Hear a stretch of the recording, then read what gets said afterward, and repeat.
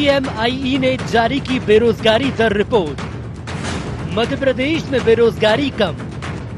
Corona काल में भी प्रदेश में उद्योग लगे और निवेश आया। स्वामी विवेकानंद जयंती को रोजगार दिवस के रूप में मनाएगी सरकार। कोरोना की तीसरी लहर हो या ओमिक्रॉन का बढ़ता खतरा, इन सब के बीच देश के दिल मध्य प्रदेश के विकास की रफ्तार बिना रुके आगे बढ़ती रही। नतीजा रहा प्रदेश में बेरोजगारी का कम होना। Private think tank centre for monitoring Indian economic की रिपोर्ट के अनुसार दिसंबर में बेरोजगारी दर में ओडिशा, छत्तीसगढ़ और मध्य प्रदेश में बेरोजगारी के मामले घटे हैं। गौर हो कि सीएम शिवराज सिंह चौहान ने खुशी जाहिर करते हुए कहा कि मध्य प्रदेश में बेरोजगारी दर कम हो रही है। वहीं कोरोना काल में भी प्रदेश में उद्योग लगे और निवेश हुआ। प्रदेश आत्मनिर्भर बने और रोजगार का तेजी से सृजन हो, इसके लिए पूरी ताकत से लगना है। मध्य प्रदेश उन राज्यों में जहाँ बेरोजगारी की दर सबसे कम है। इसके बड़े कारणों में एक कारण ये है कि हम जो संरचना पर व्यय कर रहे हैं वो पिछले 2019 से भी पिछले साल से नहीं लगभग 40% के आसपास ज्यादा है। संकट के इस समय में भी हमने अधोसंरचना के विकास में कमी नहीं आने की, उससे अर्थव्यवस्था गतिमान हुई, लोगों को काम ना मिला। दूसरे विपरीत परिस्थितियों में भी मध्य प्रदेश में निवेश आज MSME और उद्योग के क्षेत्र में भी अभी भी कई प्रपोजल अपने पास है, हम फैसला करने वाले। लगातार निवेश आ रहा है। सीएम ने मंत्रियों को दिए निर्देश। 12 जनवरी को सभी मंत्रियों को स्वयं या प्रभार वाले जिलों में रोजगार मेले लगाने के निर्देश। इसमें लोन स्वीकृति पत्र, रोजगार के प्रमाण पत्र 3 लाख लोगों को बांटेंगे। मुख्यमंत्री उद्यम क्रांति योजना की भी होगी शुरुआत। गौर हो राज्य स्तरीय समिति और जिलों की समितियों के संपर्क कर विभिन्न और स्वरोजगार योजनाओं में प्रदेश को सबसे आगे लाने पर फोकस किया जाएगा। पीएम और सीएम स्वनिधि सहित अन्य योजनाओं में अग्रणी रहने पर जोर है। 12 तारीख को माननीय मुख्यमंत्री जी समेत सभी मंत्रीगण अपने अपने स्वयं के जिले अथवा प्रभार के जिले में रोजगार मेला जैसा लगाएंगे, जिनमें हम उनको लोन स्वीकृति जैसे पत्र, रोजगार के लिए उपलब्ध होने वाले संसाधनों के प्रमाण पत्र बांटेंगे और एक साथ प्रदेश में 3 लाख लोगों को रोजगार देने की दिशा में हम आगे बढ़ेंगे। बड़ी उपलब्धि है। आज मुख्यमंत्री जी ने भी इसको कोड कैबिनेट में किया है और ये हमारे लिए, हमारी सरकार के लिए बड़ी उपलब्धि है। और ये स्पष्ट हो गया कि हमारी सरकार ने कोरोना काल में भी जिस तरह से आर्थिक गतिविधियां बढ़े और आर्थिक रूप से हमारे प्रदेश में निवेश हो, ये उसके परिणाम है जिससे रोजगार बढ़ा। प्रदेश को आत्मनिर्भर बनाने की दिशा में तेजी से काम करते हुए शिवराज सरकार हर हाथ को रोजगार देने के लिए तत्पर है। प्रदेश में 12 जनवरी स्वामी विवेकानंद की जयंती से रोजगार दिवस मनाया जाएगा। सरकार की कोशिश है कि एक साल में 3 लाख लोगों को रोजगार उपलब्ध हो, लेकिन विपक्ष इसे आंकड़ों की बाजीगरी बताता नजर आया। अब ये तो सब दिखावा है। 1.5 लाख खाली पड़ा है और उसको पहले भरना चाहिए। अब वो मेला लगा रहा है, मेला में सबको बुला बुला के उन्हें ठंडे बात करके और उनको रवाना कर देंगे। हर जगह बेरोजगार सैकड़ों की संख्या में पहुंच रहे लोग, पर वो कहते बेरोजगारी समस्या खत्म होगी तो मेला किस बात के लगा रहे? समस्या खत्म है तो ये बड़ा दोहरी बात कैसे हो रही? कथनी और करने में बहुत बड़ा अंतर है। अगर बेरोजगारी दर कम होती तो माली और चपरासी 10 पोस्ट के लिए वहाँ हजारों लोग लाइन में ग्वालियर नहीं खड़े होते। और जहाँ भी आर्मी की या पुलिस की भर्ती होती है 10, 20, 100 के लिए लाखों लोग आते हैं। तो अगर ऐसा होता तो ये होता। आरोप प्रत्यारोप से इतर देखा जाए तो देश में बेरोजगारी दर 7.91% पर पहुंची है। राजस्थान, हरियाणा में सबसे अधिक बेरोजगारी बढ़ी है। वहीं ओमिक्रॉन से आर्थिक सुधारों को नुकसान की आशंका है। अर्थशास्त्रियों को चिंता है कि ओमिक्रॉन पिछली तिमाही में देखे गए आर्थिक सुधार को नुकसान पहुंचा सकता है, लेकिन ऐसे में गुड गवर्नेंस और बेहतर मैनेजमेंट के साथ काम करती प्रदेश की शिवराज सरकार प्रदेशवासियों को रोजगार का तोहफा दे रही है। Bureau report IRD24।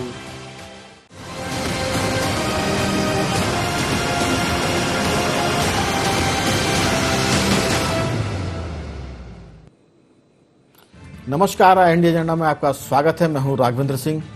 Madhya Pradesh में रोजगार मिले और चेहरे खिले, इस पर हम विस्तार से बात करें उसके पहले एक नजर डालते हैं एजेंडा पॉइंट्स पर। क्या शिवराज सरकार के कुशल नेतृत्व ने घटाई प्रदेश में बेरोजगारी दर? आत्मनिर्भर एमपी को लेकर क्या मिल रहे हैं शुभ संकेत? क्या कोरोना काल में सरकार की कार्यकुशलता से मिला अच्छा रिजल्ट? क्यों कांग्रेस ने उठाए आंकड़ों पर सवाल? ये कुछ सवाल हैं जिसके हम विस्तार से जवाब लेंगे। महत्वपूर्ण बात है क्योंकि दुनिया और देश में बेरोजगारी बढ़ी, लेकिन मध्य प्रदेश के आंकड़े बताते हैं कि यहाँ रोजगार बढ़ा है और बेरोजगारी घटी है। महत्वपूर्ण मुद्दा है, इस पर चर्चा के लिए हमारे साथ स्टूडियो में मौजूद है कांग्रेस के महासचिव पवन पटेल जी, और टेलीफोन लाइन पर हमारे साथ स्काइप पर मौजूद हैं भाजपा के प्रवक्ता सनवर पटेल और वरिष्ठ पत्रकार अतुल पाठक जी। आप तीनों का बहुत बहुत स्वागत है। अतुल जी, मामला बेरोजगारी का है और रोजगार से जुड़ा है, थोड़ा सा पेचीदा है। मैं समझता हूँ शुरुआत अगर आपसे की जाए कि सारे आंकड़े हैं जो कांग्रेस कहती कि ये आंकड़ों की बाजीगरी है, सरकार का कहना है कि हमने अधोसंरचना पर ज़्यादा जोर दिया है, कोरोना काल में भी निवेश आया है, रोजगार के अवसर ज़्यादा खुले हैं मध्य प्रदेश में, हरियाणा और राजस्थान जैसे राज्यों को हमने पीछे छोड़ा है और वहाँ बेरोजगारी बढ़ी है, मध्य प्रदेश में रोजगार बढ़े हैं। आपकी इसमें क्या राय है? फिर मैं पहुंचूंगा कांग्रेस के पास और भाजपा के पास। पाठक जी। जी सर, इस बारे में आपसे अच्छा विश्लेषण कौन कर सकता है, लेकिन चूंकि प्रश्न आपने मुझसे किया है तो मेरी दृष्टि में सरकार के लिए तो ये सुकून और राहत भरी खबर है, और इसे लेकर सरकार जनता के बीच में भी जा सकती है कि देखिए हमारे आंकड़े अन्य राज्यों की तुलना में बहुत अच्छे हैं और रोजगार के मामले में हमने कोरोना काल में भी बहुत अच्छा काम किया है। तो ये तो तस्वीर का एक पहलू है जो दिखाई देता है। निश्चित रूप में शिवराज सरकार बधाई की पात्र है कि आंकड़ों के मामले में कम से कम उसकी स्थिति बहुत अच्छी आई है, और कहीं ना कहीं धरातल पर भी ये स्थिति होगी। इसी वजह से सर्वे रिपोर्ट में मध्य प्रदेश अव्वल नंबर पर आया है रोजगार देने के मामले में, और तब जबकि कोरोना काल में फाइनेंशियल कंडीशन स्टेट की कमजोर होती है। कर्ज के मामले में हम देखें तो मध्य प्रदेश में कर्ज लगातार बढ़ा है, और अभी विधानसभा में जो आंकड़े आए थे उसमें बताया गया कि 3 लाख करोड़ के लगभग कर्ज है मध्य प्रदेश पर। तो इसके बावजूद भी रोजगार के अवसर बढ़े हैं। मध्य प्रदेश में युवाओं को रोजगार देने के लिए शिवराज सिंह चौहान लगातार प्रयास करते रहे हैं, अलग अलग स्तरों पर, चाहे बेरोजगारी भत्ता देने का मामला हो, उन्हें युवा स्वरोजगार योजना से जोड़ने का मामला हो, स्किल डेवलपमेंट का मामला हो, तो बड़े स्तर पर प्रयास किए गए हैं। ये बहुत अच्छी बात है। लेकिन यदि हम अन्य राज्यों को छोड़ दें तो मध्य प्रदेश में अभी भी बेरोजगारी के हाल बहुत अच्छे नहीं है कि बेरोजगारी से हम मुक्त हो गए हों। हमें बहुत चलना है। जहां तक आत्मनिर्भर मध्य प्रदेश की बात है, तो मैं अभी आत्मनिर्भर मध्य प्रदेश का एक रोड मैप देख रहा था, तो उसमें जो भी समय सीमा निर्धारित की गई थी उनमें से ज्यादातर समय सीमाएं निकल चुकी हैं और बहुत ज्यादा प्रगति दिखाई नहीं देती। निवेश के मामले में भी अभी उस स्तर पर काम नहीं किया जा सका है जिस स्तर पर दावे किए गए थे। इन्वेस्टर्स समिट साल दर साल आयोजित की जाती रही, लेकिन कितनी इंडस्ट्रीज लगी और उन इंडस्ट्रीज ने कितने लोगों को रोजगार दिया ये भी स्पष्ट नहीं है। लोन देकर हम युवाओं को स्वरोजगार से जोड़ें, ये अच्छी बात है, लेकिन वो लोन का सदुपयोग करें और वाकई उससे रोजगार प्राप्त करें, ये भी हमें देखना होगा। तो फिलहाल तो राज्य सरकार के लिए ये अच्छी बात है कि सर्वे में उसकी स्थिति बाकी राज्यों से अच्छी आई। बिल्कुल अतुल जी, आपकी बातचीत से मुझे लगा जैसे वो कौन बनेगा करोड़पति में अक्सर विशेषज्ञ आते हैं जो हॉट सीट पर लोग बैठते हैं उनके सवालों के उत्तर देने के लिए। आपने वैसी बहुत सारी राह आसान कर दी। जो हमारे बीजेपी कांग्रेस के साथी बैठे हैं चर्चा में, आपकी बात सुनकर उनके लिए बहुत अच्छा प्लॉट मिल गया। सवाल भी मिल गया और बहुत सारे उत्तर भी आपने दे दिए। लेकिन मैं एक चीज इसमें जोड़ूंगा, हालांकि वो विषय से थोड़ी अलग हटकर है। मुझे लगता है कि जब नई शिक्षा नीति अमली जामा लेगी तब शायद रोजगार के अवसर ज्यादा तेजी से बढ़ेंगे और वो बढ़ते हुए दिखेंगे भी। मैं लौटूंगा आपके पास। हमारे साथ सनवर पटेल जी हैं। सनवर पटेल जी, सीन बहुत फील गुड वाला है, रोजगार के अवसर मध्य प्रदेश में बढ़े हैं। ये भी आंकड़ा सामने आया कि बेरोजगारी की जो दर है वो 7.91% पर आई है, यानी पहले से घटी है। तो खुश हो सकते हैं, लेकिन बहुत सी चीजें क्लियर हैं। जमीनी सच्चाई देखेंगे तो वो आपको नजर आएगा। कांग्रेस के आरोप भी आपको सुनाई देंगे। अतुल पाठक जी ने जो कहा वो भी चीज नजर आएगी। आपकी इसमें क्या राय? सरकार ने अच्छा काम किया है, इंफ्रास्ट्रक्चर पर काम हुआ है। अब आपको क्या लगता है कि आने वाला जो सीन है वो विकास के रास्ते पर तेजी से मध्य प्रदेश दौड़ता हुआ दिखेगा, सरपट जाता हुआ दिखेगा, या और अभी काफी कुछ करना है, ऐसी स्थिति बनेगी? आपकी राय? निश्चित रूप से राघवेंद्र जी, देखिए एक बहुत बड़ी उपलब्धि है कि कोरोना के विपरीत माहौल में भी, ऐसी प्रतिकूल परिस्थितियों में भी भारतीय जनता पार्टी की सरकार ने, मध्य प्रदेश की सरकार ने बहुत ही अच्छा काम किया है और परिणाम हमारे सामने है। CMIE की रिपोर्ट ने यह सिद्ध किया है कि मध्य प्रदेश में विपरीत परिस्थितियों में भी बेरोजगारी की दर कम हुई है। लेकिन मध्य प्रदेश की सरकार यहां रुकने वाली नहीं है। देखिए, लगातार प्रयास करना, लगातार सुशासन की स्थापना करते हुए हमारे 7.5 करोड़ जनता के जीवन स्तर को सुधारना, यह मध्य प्रदेश की जनता सरकार का ध्येय है। और इसी कड़ी में आपने देखा होगा कि अभी हमने यह तय किया है, मध्य प्रदेश के मुख्यमंत्री जी ने तय किया है कि हर माह एक रोजगार मेला लगेगा और उस रोजगार मेला की शुरुआत 12 जनवरी से स्वामी विवेकानंद जी की जयंती से हो रही है और यह हर जिला स्तर पर होगा। जिले के साथ विकासखंड और पंचायत स्तर पर भी किया जाएगा। और यह सिर्फ मेला नाम मात्र का ना रहे, इस मेले की गंभीरता हो, इस मेले का में काम हो, इसके लिए मुख्यमंत्री जी स्वयं एक मेले में उपस्थित रहने वाले हैं और उनके कैबिनेट के सम्मानीय मंत्रीगण वो सब अपने अपने प्रभार के जिले में मौजूद रहने वाले हैं। तो भारतीय जनता पार्टी की सरकार है, संवेदनशील सरकार है, लगातार प्रयास करने वाली सरकार है, लगातार काम करने वाली सरकार है और टारगेट दिए जा रहे हैं और टारगेटों को पूरा करने का पूरा काम मध्य प्रदेश की सरकार पूरी संजीदगी के साथ करने वाली है। बिल्कुल पवन जी, चीजें बहुत क्लियर हैं। सनवर पटेल जी ने उसको और विस्तार दे दिया है। आपके नेताओं को आपने सुना है, पीसी शर्मा कह रहे थे, कांतिलाल भूरिया बोल रहे थे कि सारी चीजें कर्ज देकर हो रही हैं, लेकिन रोजगार के लिए पहले कर्ज तो देना पड़ेगा। कर्ज के बाद ये जरूरी है कि जो लोग कर्ज दे रहे हैं वो पैसे का सही इस्तेमाल करें, सदुपयोग करें। उसको ऐसा ना हो कि कर्ज मिलाया तो अब अपने उसको खाया पिया और निकल गए, ये स्थिति ना हो। इस पर सरकार नजर रखती है और ये सरकार भी नजर रखेगी। आपकी राय कि सरकार ने जो कुछ बताया है वो आपके कितने गले उतरता है? नहीं, देखिए, गले उतरने का तो सवाल ही नहीं उठता है, क्योंकि भारतीय जनता पार्टी शुरू से लेकर आज तक सिर्फ आंकड़ों की बाजीगरी करती हुई आई है। चाहे कभी भी ले लीजिए, ये हमेशा विपरीत परिस्थितियों में अपने आप को बड़ा अच्छा सुपीरियर बनाने के लिए सर्वे का रिजल्ट आता है। आप सोचिए, कोरोना जैसे, जब लॉकडाउन था, कोरोना जैसी महामारी थी, पूरे बिजनेसमैन लोग घाटे में थे, लेकिन इनके जो चंद उद्योगपति वो हमेशा फायदे में रहा, तो उनका ग्राफ कभी नीचे नहीं जा रहा था। आज इनका, मेरा मतलब ये है कि इस टाइप के सर्वे अगर होते हैं, आज हमें तो नहीं समझ, ग्राउंड रियलिटी कुछ और है। आप देखेंगे कहीं से बेरोजगार, अगर इस तरह से बेरोजगारी का पैमाना अगर निकाला होगा इन्होंने, कि जिस तरह माननीय नरेंद्र मोदी जी ने बोला था पकौड़े तलना भी एक तरह से रोजगार है, अगर घर में कोई काम कर रहा है, भूखे मर रहा, रिक्शा चला रहा, अगर वो सब भी रोजगार के दायरे में लाते हैं कि कोई MBA करके, कोई LLB करके अगर उसको रिक्शा चलाना या पकौड़े तलना पड़ रहा और उसको रोजगार के सर्वे में लाते, तो हो सकता है रोजगार बढ़ा हो। बाकी ग्राउंड रियलिटी तो हमें नहीं पता पड़ रही कि इस टाइप से रोजगार बढ़ा। उसके अलावा जो रही मेले की बात कर रहे हैं, पहले भी कई तरह के होते थे, इस टाइप के मेले लगते थे, सब कुछ करते थे। अगर बेरोजगारी इतनी दर तो मेले लगाने की जरूरत ही नहीं थी।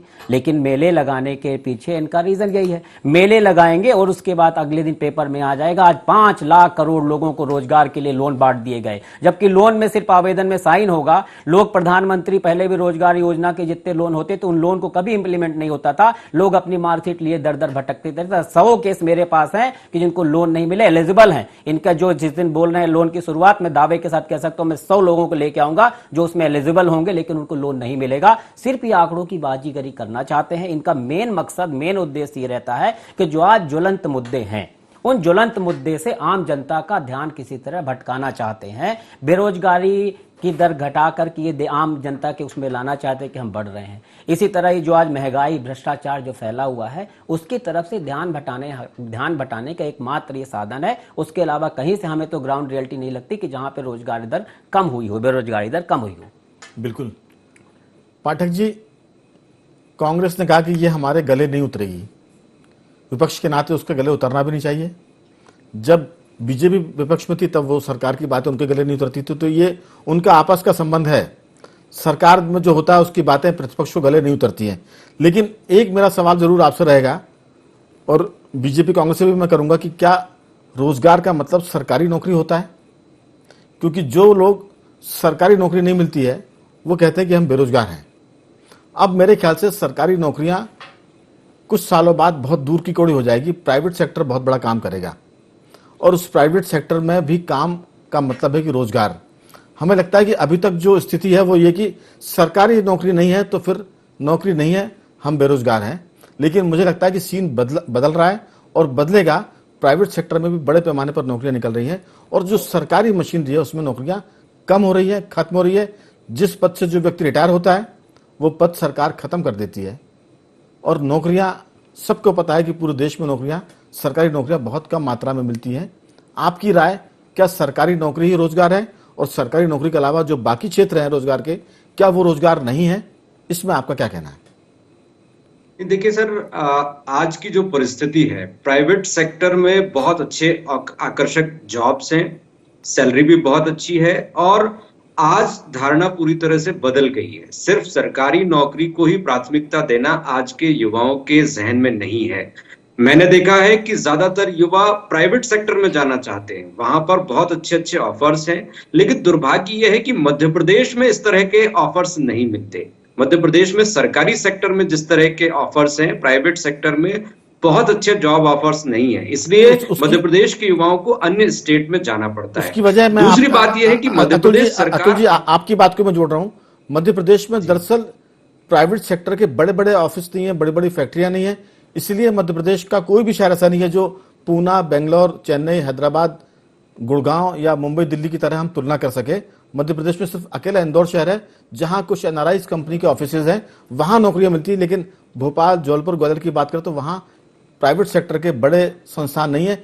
इस वजह से मध्य प्रदेश के युवाओं को मध्य प्रदेश के बाहर जाना पड़ता है नौकरी के लिए, प्राइवेट सेक्टर में भी। जी, दूसरी बात मैं ये कहना चाह रहा था, बीजेपी और कांग्रेस के अपने दावे रहेंगे, वो राजनीतिक पार्टियां हैं, और ये जो प्रवक्ता हैं अपनी पार्टी का पक्ष रखने के लिए उनका कर्तव्य भी है। लेकिन मेरा जहां तक मानना है कि कांग्रेस हो या बीजेपी हो, मध्य प्रदेश में बेरोजगारी और रोजगार को लेकर कोई कॉम्प्रिहेंसिव रिपोर्ट तैयार नहीं होती। किस सेक्टर में कितने युवा तैयार होते हैं? इंजीनियरिंग सेक्टर की हम बात कर लें, इतने सारे कॉलेज हैं, लाखों युवा हैं जो इंजीनियरिंग कर चुके हैं, लेकिन वो मार्केटिंग का जॉब कर रहे हैं या स्वरोजगार का प्रयास कर रहे हैं, उनको अपने स्किल के अनुसार जॉब नहीं मिल रहे। तो सबसे पहली बात तो यह है कि मध्य प्रदेश दूसरे राज्यों की या दूसरी एजेंसियों की रिपोर्ट पर खुश होने की बजाय अपने राज्य की रिपोर्ट खुद तैयार करे। ये देखे कि किस सेक्टर में कितने युवा तैयार होते हैं, किस तरह का स्किल है, किस तरह के स्किल मैनेजमेंट्स हैं, किस तरह के स्किल प्रोड्यूस करने वाले इंस्टीट्यूट हैं। तो एक कॉम्प्रिहेंसिव युवाओं की एक रिपोर्ट होनी चाहिए और उसके आधार पर रोजगार देने के प्रयास होने चाहिए। बिल्कुल, लेकिन एक चीज मैं और जरूर आपसे पूछूंगा। दरअसल प्राइवेट सेक्टर के जो शिक्षण संस्थान है, खासतौर से हम अगर कॉलेज की बात करें, टेक्निकल इंस्टीट्यूशन की बात करें, तो एक रिपोर्ट आई थी, उसका मुझे पूरा ठीक से फिगर याद नहीं आ रहा, लेकिन उसमें यह था कि अगर आप पत्थर उछालेंगे तो किसी न किसी इंजीनियर पर जाकर गिरेगा। डिग्री मिल रही है, जैसे बीए पास को पहले डिग्री मिलती थी, अब ये कहते हैं कि इंजीनियर तो बन के निकल रहा है, लेकिन उनमें वो काबिलियत नहीं है कि मध्य प्रदेश के बाहर वो कंपटीशन में कॉम्पीट कर पाए। तो ये जो मामला है कि आपके पास डिग्री वाले इंजीनियर तो मिल जाएंगे, एमबीए वाले भी मिल जाएंगे, लेकिन उनमें काबिलियत की कमी है, इसलिए भी बेरोजगारी आपको नजर आएगी या हम देख पाते हैं। मैं लौटूंगा, ये सवाल आपके पास छोड़कर जा रहा हूं। पवन जी, आपके पास भी लौटूंगा मैं। सनवर जी, जो बात अतुल पाठक जी कह रहे हैं, मेरा भी यही सवाल है कि जो स्थितियां हैं, प्राइवेट सेक्टर तेजी से आगे बढ़ रहा है, लेकिन मध्य प्रदेश में प्राइवेट सेक्टर के आप कितने भी रोजगार के लिए या निवेश के लिए दुनिया भर के उद्योगपतियों को बुलाते हैं, लेकिन मध्य प्रदेश में पिछले 10 सालों में, 5 सालों में ऐसी जगह कम मिली है जहां बड़े इंडस्ट्रियलिस्ट आए हैं और उन्होंने अपने सेंटर लगाए और मध्य प्रदेश के लोगों को रोजगार मिला हुआ। बेशक बेरोजगारी घटी है, रोजगार बढ़े हैं, लेकिन मध्य प्रदेश में इंदौर, भोपाल, ग्वालियर, जबलपुर की बात करें तो वहां अभी बड़े संस्थानों की थोड़ी सी कमी है। आपकी राय? हाँ, देखिए राघवेंद्र जी, ये बात सही है कि कहीं ना कहीं पूरी दुनिया मद्दी के दौर से गुजर रही है, लेकिन उसके बावजूद मध्य प्रदेश की जो सरकार है और मध्य प्रदेश ने की जनता ने मिलकर जो जज्बा दिखाया है, उससे मध्य प्रदेश में बेरोजगारी की दर कम हुई है। ये बात भी सही है। अब आपने जो कहा है कि कुछ क्षेत्र ऐसे हैं जो विकसित नहीं हो पाए हैं और कुछ क्षेत्र ऐसे हैं जो विकसित हुए हैं, लेकिन मैं आपको बताना चाहता हूं कि कई हब हमारे बीच में तैयार हुए हैं। जैसे इंदौर के पास पिथमपुर, इंदौर, पिथमपुर, महू और देवास, ये एक हब तैयार हुआ है व्यापार की दृष्टि से, उद्योगों की दृष्टि से। वहीं अगर आप भोपाल के पास मंडीदीप को देखेंगे तो भोपाल मंडीदीप एक बड़ा हब तैयार हुआ है और यही छोटे छोटे हब मिलकर मध्य प्रदेश को मंदी में भी जिंदा रखे हुए हैं। कहीं ना कहीं अन्य प्रांतों की अपेक्षा मध्य प्रदेश को एक कदम आगे बढ़ाए हुए हैं। बिल्कुल सनवर जी, लेकिन पीथमपुर, मंडीदीप ये सब पुरानी चीजें हैं। इसमें नए जो है, हम नए की बात कर रहे हैं। जैसे भोपाल में एजुकेशन हब की बात हो रही थी, आईटी पार्क की बात हो रही थी, इंदौर में आईटी पार्क की बात हो रही थी, सेज की बात हो रही थी। वहां अगर बड़ी बड़ी कंपनी आ जाए तो मुझे लगता है कि और जो स्थितियां हैं ज्यादा बेहतर होंगी। निश्चित रूप से राघवेंद्र जी, निश्चित रूप से आपकी बात सही है और मध्य प्रदेश की सरकार इस बात को पूरी संजीदगी से इस बात को अपने हाथ में लिए हैं और मध्य प्रदेश में बेरोजगारी जिस प्रकार से कम हुई है, ये रोजगार मेले इसीलिए है कि बाकी बची बेरोजगारी को भी कैसे खत्म किया जाए, मध्य प्रदेश के युवाओं को कैसे हाथ में काम मिले। और आपका प्रश्न था कि क्या रोजगार सिर्फ सरकारी नौकरी है? कतई नहीं, सरकारी नौकरी तो रोजगार है ही, लेकिन सरकारी नौकरियां कितनी होगी? उसके सरकारी नौकरियों के अलावा जो स्वरोजगार है, जो स्वरोजगार के माध्यम से आत्मनिर्भर मध्य प्रदेश की ओर बढ़ रहे हैं, वो भी रोजगार है। साथ में जो कौशल है कि कैसे प्राइवेट सेक्टर में हमारे कुशल वर्कर जाएं और वो काम करें और कुशल वर्कर बने कैसे, उसके लिए प्रशिक्षण का काम, ये मध्य प्रदेश की सरकार की प्राथमिकता है। न केवल सरकारी नौकरी बल्कि स्वरोजगार और कुशल कारीगर, ये दोनों चीज मध्य प्रदेश की सरकार पवन जी प्राथमिकता है और इसी पर मध्य प्रदेश की सरकार काम कर रही है। जी पवन जी, अगर आपकी प्राथमिकता होती तो 14-15 साल तक आपकी सरकार थी, वो प्राथमिकता अच्छी तरह से दिख गई है। और रही बेरोजगारी की बात, बेरोजगारी के आंकड़े तो माननीय नरेंद्र मोदी जी पहले बंद करने के, संस्था बंद करने की बात कर चुके थे, काफी पहले की बात। और सरकारी रोजगार को आपका मानना, जो आप बोल रहे थे सरकारी नौकरी मिलना ही रोजगार नहीं, तो सरकारी तो कुछ बचा ही नहीं है।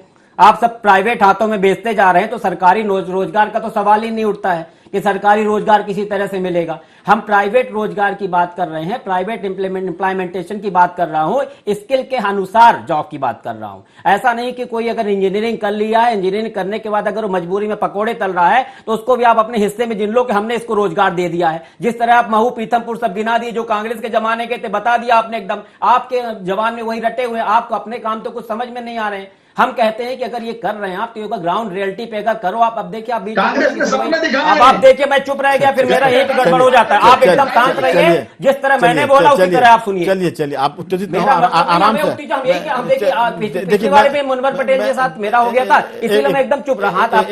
आप एक बताइए, मैं कहीं बीच में बोला होता, अब इनको चुप करने को बोलिए आप। अब देखिए, आप अगर इसमें टाइम बर्बाद कर देंगे तो बचा हुआ समस्या होती नहीं। आप अपनी बात पूरी कर पाए, अपनी बात पूरी कर, ये चाह रहे हैं, ये सत्ता में है, इनसे विनम्र पूर्वक निवेदन मेरा ये है कि आंकड़ों की बाजीगरी करने के बजाय जो आम जनता, किसान, मजदूर सब परेशान है, उनको उस परेशानी से निजात दिलाएं। और मैं यहां इसलिए नहीं बोल रहा हूं कि मैं कांग्रेस का पदाधिकारी हूं, कांग्रेस का छोटा कार्यकर्ता हूं। मैं सबसे पहले कांग्रेस से पहले इस देश का वासी हूं, इस देश का, इस प्रदेश का भला चाहता हूं। और आप सत्ता में हैं, इसलिए आपसे सवाल कर रहे हैं, इसलिए आपसे निवेदन कर रहे हैं कि उसको आप अच्छी तरह से करें, बजाय इसके कि आंकड़ों की बातें करें दिखाने के बजाय। समय खत्म हो रहा है, एक सवाल मैं तीनों से पूछ लेता हूं कि अगर शिक्षा नीति में रोजगार स्किल की बात हो रही है, अतुल पाठक जी आपसे मेरा सवाल है कि क्या उससे कुछ हालात सुधरेंगे? फिर मैं एक एक दो वाक्यों में सनवर जी से भी पूछ लूंगा और पवन जी से भी पूछ लूंगा।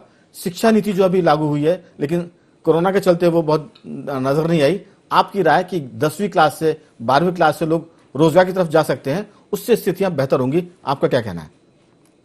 निश्चित रूप से स्थितियां बेहतर होंगी। अभी तक की शिक्षा नीति में व्यवहारिक शिक्षा पर जोर नहीं दिया जाता था, लेकिन अब व्यवहारिक और स्किल एजुकेशन पर जोर दिया जा रहा है। निश्चित रूप से स्किल तैयार होना बहुत जरूरी है। हर एक के पास एक कौशल होना चाहिए जिसके जरिए वो अपने जीवन यापन की व्यवस्था कर सके। तो इस दिशा में अभी काम हो रहा है और इसके नतीजे आने में थोड़ा समय लगेगा। बिल्कुल सनवर जी, बहुत संक्षेप में। निश्चित रूप से बहुत ही स्वागत योग्य है यह शिक्षा नीति, जो व्यवहारिक शिक्षा नीति है। मैकाले की शिक्षा नीति जो सिर्फ कागजों पर थी, उससे बाहर निकलकर समय नहीं है अखाड़ेबाजी के लिए, आप मैकाले पर मत जाइए, अभी तो आप अपनाया है। निश्चित रूप से रोजगार उन्मुख होगी। चलिए, रोजगार के हिसाब से अगर शिक्षा होती है, अगर इसको इम्प्लीमेंटेशन करते हैं और जिस उद्देश्य के लिए बनाई गई उस उद्देश्य को पूरा होता, तभी उसका हम एक्चुअल में समझ पाएंगे कि वो सही अपने उसमें जिस उद्देश्य को लेकर बनाई गई वो चरितार्थ हो रही है या उसमें पूरा कर रही है। समय खत्म हो रहा है। अतुल पाठक जी, आपका बहुत बहुत धन्यवाद। सनवर जी, आपका भी बहुत बहुत शुक्रिया।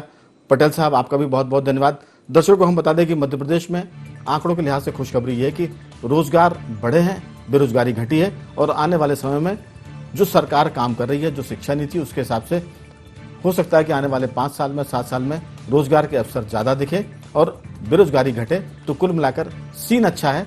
देखना पड़ेगा कि आने वाले वक्त में वो सीन सच में कितना जमीन पर उतरता है। एजेंडा में आज सिर्फ इतना ही। कल किसी और मुद्दे पर आपसे बात करेंगे। तब तक बने रहिए हमारे साथ और देखते रहिए IND24।